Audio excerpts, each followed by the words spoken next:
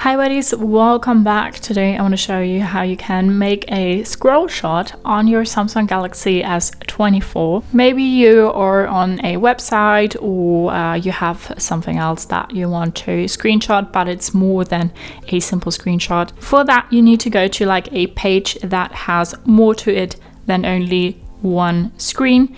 We will go to our settings for that and then we'll make a screenshot. And then we'll have that scrolling option down here.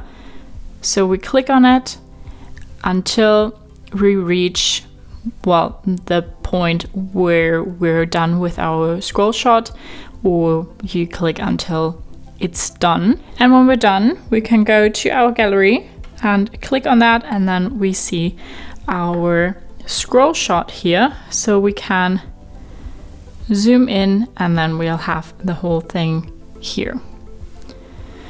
So that's how you can make a scroll shot on your Samsung Galaxy S24. Hope you liked it, hope it helped. If so, thumbs up, share and subscribe, and I hope to see you next time. Bye.